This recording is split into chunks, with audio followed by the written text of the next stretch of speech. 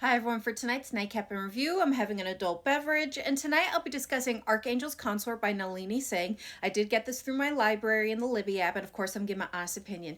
These are the highlights. And there were no listed content warnings, and I gave this a 4.75, so what's it about? So this book continues the story of Elena and her Archangel lover, Raphael, who are both back in New York, and while they didn't expect a life of peace with the lives they live, they didn't expect the horrors of their lives to hit so fast and so close to home. When Elena is called to an all-girls school due to a vampire attack, she didn't realize it would be the same one that her sisters attend, and that all clues point to them being the intended targets. But that is just the start of things, as a wave of bloodlust is running through the city and its vampire inhabitants. Now, as things escalate in the city, there also seems to be something going on with Raphael and his powers to where they are changing and twisting into something wild and uncontrollable. But it's not just Raphael and his powers that are experiencing this fluctuation, as there are similar reports out of the other Archangel's courts. That, combined with the global environmental disasters, can only mean one thing: an ancient immortal is awakening. While it could be any number of the sleeping ancients, the winds seem to whisper just one name: Calianne, mother to Raphael, and it seems like she is waking up just so that she can reclaim her son. The only thing standing between her and her son is Elena, the consort she intends to destroy.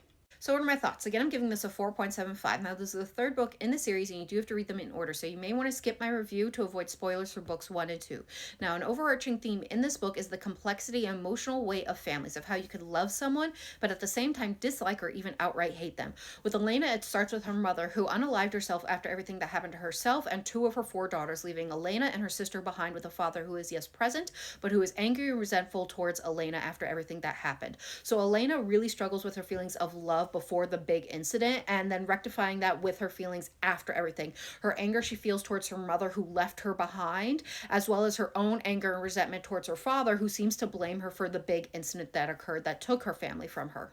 Now, with Raphael, he's not only have to deal with the possibility of his mother coming back, but also the question of how she will come back. Will she come back as herself, or will she still be consumed by madness? So he's struggling with his feelings for his love for his mother, as well as now the possibility of being able to confront her after everything she did to him, but also having to deal with the real fact that if she's still consumed by madness, that he is going to have to take her out. And as an ancient of ancients, how is he going to do that? So I really enjoyed this book in that complex nature, because as someone with her own complicated relationship with her parents, it felt like the author really understood the complexity of these relationships. I really enjoyed those moments where Elena and Raphael not only supported one another, but validated each other's feelings.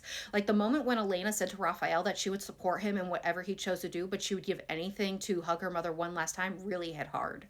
Now, along with the themes of family and their complexity, you also had a really great story with a lot of action with these vampires that are getting out of control for some unknown reason, and Elena having to track them down and deal with them, as well as trying to uncover the reason for this unusual bloodlust. Overall, I really enjoyed the story, and I can't wait to continue the series, and I would recommend it. I hope everyone has a good night and happy readings.